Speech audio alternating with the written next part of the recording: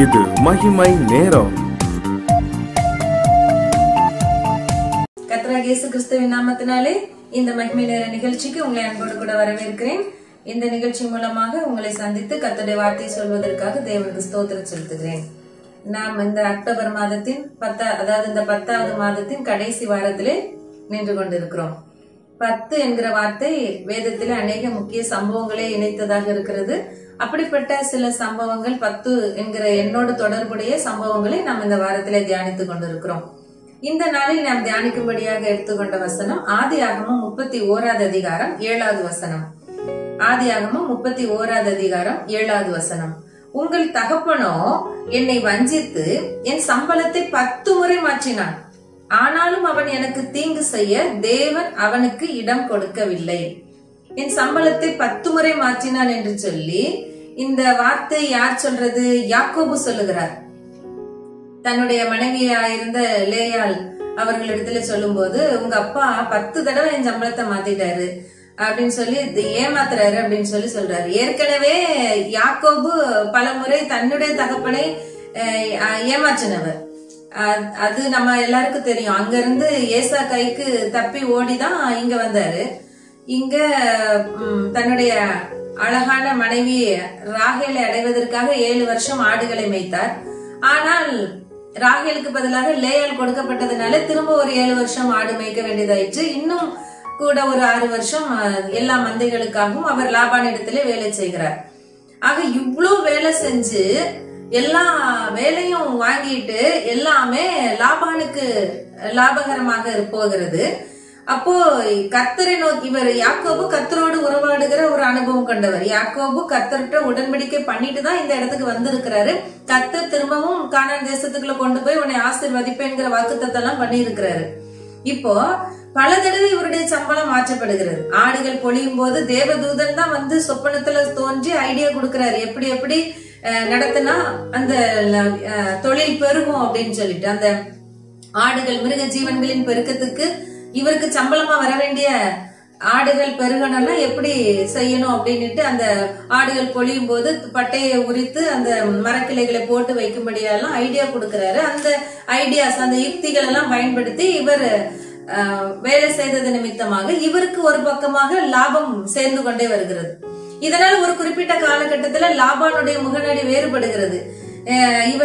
இவருக்குரிய தனிப்பட இவருக்காக சம்பாத்தியம் பண்ணுகிற சம்பாத்தியம் அதிகமாகி கொண்டு வர்றதுனால அப்போதான் ஒரு கட்டத்துல அவர் சொல்றாரு, நான் வரும் முன்னாடி உமக்கு இருந்தது கொஞ்சம், நான் வந்த பின் கர்த்தருமை ஆசீர்வதித்ததுனால் அது மிகவும் பெருகி இருக்கிறது. இனி நான் என் குடும்பத்துக்கு சம்பாத்தியம் பண்றது எப்போ அப்படின்னு சொல்லிட்டு அவர் வந்து புறப்பட்டு வர்ற அந்த சிச்சுவேஷன்ல தான் வந்து லாபான் பின்தொடர்ந்து வந்ததுனால இந்த சம்பாஷணை வருகிறது. ஒரு தடவை 2 தடவையா பாருங்களேன், 10 தடவை. இது 10ங்கிறது ஒரு காரியத்தோட முடிவு அப்படின்னு சொல்லி நம்ம பாக்குறோம். எத்தனை தடவை சம்பளத்தை மாத்தியாச்சு, இப்ப 10வது தடவை மாத்தியாச்சு. அதாவது சம்பளம் வர வர கூடிக்கிட்டே போயிட்டு இருந்தாதான் சந்தோஷம். யாரா இருந்தாலும், எந்த இடத்துல வேலை பார்க்கிறவங்களா இருந்தாலும் ஆண்டுகள் செல்ல செல்ல சம்பளம் கூடிக்கொண்டே செல்ல வேண்டும். ஆனா கூடிக்கிட்டே போயிருந்தாருன்னா இவர் வருத்தப்பட்டிருக்க வேண்டியது வந்திருக்காதே. அப்போ இவருடைய சம்பளத்தின் நிமித்தம் அங்க ஏதோ ஏற்ற இறக்கங்கள் இருந்திருக்கிறது. அப்ப சொல்ல இதோட 10 தடவை மாத்தியாச்சு, இனிமேலும் உட்கார்ந்து இந்த இடத்துல இருக்க முடியாது. அப்போ ஆண்டர் அந்த இடத்துல இருந்து யாக்கோபை ஆசீர்வதித்து உயர்த்தும்படி தேவன் சித்தம் வைத்ததுனால லாபானை விட்டு புறப்பட பண்ணுகிறார். அப்போ லாபான் இவருக்கு தீமை செய்யும்படி பின்னாடி தொடர்ந்து வந்துடக்கூடாதுங்கிறதுக்காக ஏற்கனவே தேவதூதனை அனுப்பி சொப்பனத்திலே லாபானோட பேசுகிறார். இந்த பாரு, நீ வந்து யாக்கோபோட நன்மைதான் பேசணுமே தவிர அவனுக்கு எந்த தீமையும் செஞ்சிடக்கூடாது. அதனாலதான் யாக்கோபு இந்த வசனத்தை இப்படி சொல்றாரு, உங்க தகப்பன் என்ன வஞ்சித்து 10 தடவை சம்பளத்தை மாத்தினாரு, ஆனாலும் அவன் எனக்கு தீங்கு செய்ய தேவன் அவனுக்கு இடம் கொடுக்கவில்லை. இன்னைக்கு இந்த வசனத்தை கேட்டுக்கொண்டு இருக்கிற யார் யார் இன்னொருத்தருக்கு வேலை செஞ்சிட்டு இருக்கிறீங்களோ, உங்களுடைய உழைப்பு, உங்களுடைய பிரயாசங்கள் எல்லாம் இன்னொருத்தருக்கு போய் சேருது.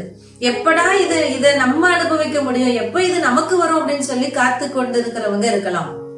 ஒருவேளை நீங்க இந்த இடத்துல வஞ்சிக்கப்பட்டது போல தெரியலாம். ஆனால் உங்களுக்குன்னு ஆண்டவர் வாக்கு பண்ண உயர்வுக்கு நேராக இந்த 10 தடவை மாத்திட்டாருல, இப்போ அதோட முடிஞ்சது. இனிமேல் வஞ்சிக்கிறதுக்கோ சம்பளத்தை மாத்தி பேசுறதுக்கோ இடமே கிடையாது. இனிமேல் ஆண்டவர் உங்களை தனிப்பட ஆசீர்வதிக்கும்படியாக புறப்பட செய்து அழைத்து கொண்டு செல்லுகிறதை இந்த வார்த்தையின் மூலமாக நாம் அறிகிறோம். அவர் அழைத்து சென்று யாக்கோபை இன்னும் அவருடைய சந்ததி பெருக வேண்டும், அவர் ஒரு தேசமே அவர் பெயரை வைத்து உருவாகணுங்கிறதெல்லாம் தேவனுடைய திட்டம். அப்போ அந்த சரியான சூழ்நிலை வரும் பொழுது கர்த்தர் அவரை லாபானை விட்டு பிரித்து கூட்டி அழைத்து கொண்டு செல்கிறார். அப்போ லாபானால எந்த தீங்கும் வராமலும் பார்த்து கொள்கிறார். ஒருவேளை கர்த்தர் உங்களுக்கு ஒரு புதிய வேலையை கொடுத்து புதிய உத்தியோகத்தை கொடுத்து உயர்த்தி உங்களுடைய சம்பத்தை உங்களுடைய சந்ததியை ஆசீர்வதிக்கும்படி திட்டம் வைத்திருக்கும் பொழுது நீங்க பழைய இடத்துல விட்டு கர்த்தர் உங்களை புறப்பட செய்யும் போது பழைய ஆட்களால, பழைய முதலாளிகளால, பழைய நபர்களால, பழைய அதிகாரிகளால எந்த தீமையும் வராதபடிக்கு கர்த்தரே பாதுகாத்து வழி நடத்துகிறார். அவர் தான் இந்த புறப்படுதலை இந்த அங்கிருந்து புறப்பட பண்ணுகிறார் என்று சொன்னால் ஆபத்து இல்லாமல் பாக்குறதற்கும் கர்த்தர் உண்மை உள்ளவரா இருக்கிறார். வஞ்சிக்க முடியாது, உங்களை யாரும் வஞ்சிக்க முடியாது. தீங்கு செய்யறது போல ஒருவேளை இழக்கிறது போல தெரியலாம், ஆனா நாம் எதையும் இழந்து போகிறது கிடையாது. நமக்கு வர வேண்டியத, உங்களுக்கு கிடைக்க வேண்டியத ஏற்ற நேரத்துல சேர்த்து கொடுக்க தேவன் போதுமானவரா இருக்கிறார். அவரு அது எப்படி அதை நம்ம கைக்கு வந்து சேருமோ தெரியாது. ஆனால் ஏதோ ஒரு ஐடியால ஏதோ ஒரு ஆலோசனை கொடுத்து கர்த்தர் நீங்கள் ஒன்று குறையாம, ஒன்று இழந்து போகாம, ஒரு தீங்கு உங்களுக்கு வராம பாதுகாத்து கொள்ள வல்லவரா இருக்கிறார். இன்னைக்கு இந்த 10 நமக்கு கற்று தருகிற ஆசீர்வாதம் என்ன? இந்த 10 தடவை சம்பளம் மாத்தினதோட அந்த பழைய இடத்துக்கு ஒரு முற்றுப்புள்ளி, அந்த பழைய அடிமைத்தன வாழ்க்கைக்கு ஒரு முற்றுப்புள்ளி, சம்பாத்தியம் பண்ணி கையில ஒண்ணு கிடைக்காம எல்லாம் எங்கேயோ போய்கிட்டு இருந்த ஒரு அடிமைத்தன சம்பாத்தியத்துக்கு ஒரு முற்றுப்புள்ளி. ஆண்டவர் அது எல்லாத்தையும் நியாய்ந்து இருக்கிறார். பாருங்க, லாபான கூட தீங்கு செய்யும்படி ஆண்டவர் விடல. அதனால அந்த இடத்துல இருந்து எந்த தீங்கும் வராமலும் ஆண்டவர் பாதுகாக்கிறார். எல்லாத்துக்கும் ஒரு முடிவு கட்டி புதிய ஒரு இடத்துக்கு நேராக, புதிய இடத்துக்கு நேராக, அவர் ஏற்கனவே கொடுத்த வாக்குத்தத்தத்திற்கு நேராக அவர் இன்னும் யாக்கோபை பெயர் மாற்ற வேண்டியிருக்கிறது. இஸ்ரவேல் என்று பெயர் மாற்றப்படுகிறார். இஸ்ரவேல் என்று ஒரு தேசத்தை உருவாக்க வேண்டியிருக்கிறது. அதிலிருந்து அநேகம் ஜாதிகளும் அநேக கோத்திரங்கள் பிரிய வேண்டியதா இருக்கிறது, பிறக்க வேண்டியதா இருக்கிறது. இப்படிப்பட்ட ஒரு மேலான ஆசீர்வாதத்திற்கு நேராக தேவன் அழைத்து செல்கிறார். அங்கே ஒரு பழைய விஷயத்துக்கு ஒரு முற்றுப்புள்ளி. அப்போ அந்த 10ங்கிறது ஒரு முடிவை காட்டுகிறது. அவ்வளவுதான், 10 தடவை மாத்தியாச்சு, அதோட முடிஞ்சு. இப்பொழுது ஒரு புதிய ஆயத்தத்தை, புதிய ஆரம்பத்தை கர்த்தர் செய்கிறார். இதே போல உங்களுடைய வாழ்க்கையில எத்தனை தடவை தான் இந்த மாதிரி ஒரு சூழ்நிலையில இருந்து கொண்டே இருக்கிறது? எத்தனை தடவை தான் இப்படி ஏமாந்துகிட்டே இருக்கிறது? அப்படி யோசிச்சுட்டு இருக்கிறீங்களா? பாருங்க, இந்த 10வது தடவை இதோடு உங்களுக்கு இந்த 10வது மாதத்துல கர்த்தர் அதுக்கு ஒரு முற்றுப்புள்ளி வைத்து ஒருவரும் உங்களை வஞ்சிக்காதபடி, ஒருவரும் உங்களுடையதை இழந்து போக பண்ணாதபடிக்கு உங்களுக்குரிய நன்மைகளை உங்களுக்கு கொடுத்து இந்த 10வது மாதத்திலே ஒரு புதிய பயணத்தை தொடங்கும்படி, ஒரு புதிய ஆசீர்வாதத்தின் எல்லைக்குள்ள பிரவேசிக்கும்படி, ஒரு புதிய சந்ததியின் பெருக்கத்தை காணும்படி கர்த்தர் உங்களை ஆசீர்வதிக்கிறார். நாம் ஜெபிக்கலாம். அன்பின் பரலோக தகப்பனே, இந்த அருமையான காலை நேரத்திலே உங்களுடைய வார்த்தையை தியானிக்கும்படி நீங்க கொடுத்த கிருபைக்காக உம்மை துதிக்கிறோம், உம்மை ஸ்தோத்திரிக்கிறோம். ஆண்டவரே, ஒருவரும் எங்கள் மேல் கை போட நீர் இடம் கொடுக்கிறதில்லை. ஒருவரும் எங்களுக்குள்ளதை பறித்து கொள்ள நீர் இடம் கொடுக்கிறதில்லை. ஒருவரும் எங்களுக்கு தீங்கு செய்ய நீர் இடம் கொடுக்கிறதில்லை.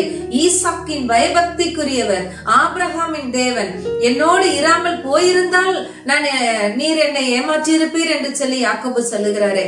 அப்பா, ஆபிரகாமின் தேவனும் ஈசாக்கின் பயபக்திக்குரியவரும் யாக்கோபின் தேவனும் நீர் எங்களுக்கு துணையா இருக்கிறீர். இந்த நாளிலே இந்த வார்த்தையை கேட்டுக்கொண்டுகிற ஒவ்வொருவருக்கும் துணையா இருக்கிறீர். நீர் ஒரு புதிய பிரயாணத்தை அவர்களுக்கு என்று ஆயத்தப்படுத்தி பழைய காரியங்கள், பழைய அடிமைத்தனங்கள், பழைய கஷ்டமான சூழ்நிலைகள் எல்லாவற்றையும் ஒரு முடிவுக்கு கொண்டு வந்து கர்த்தாவே புதிய ஆசீர்வாதங்களில் நிரப்புகிறதற்காக உமக்கு நன்றி செலுத்துகிறோம், ஸ்தோத்திரிக்கிறோம். ஆண்டவரே, எங்கள் மேல் நினைவாக இருக்கிற கர்த்தர், எங்களுக்கு நன்மை செய்யும்படி காத்திருக்கிற கர்த்தர், உம்மை துதிக்கிறோம், உம்மை ஸ்தோத்திரிக்கிறோம். அப்படியே நீ செய்கிறதற்காக ஸ்தோத்திரம். இயேசுவின் நாமத்தில் ஜெபிக்கிறோம் நல்ல பிதாவே, ஆமென்.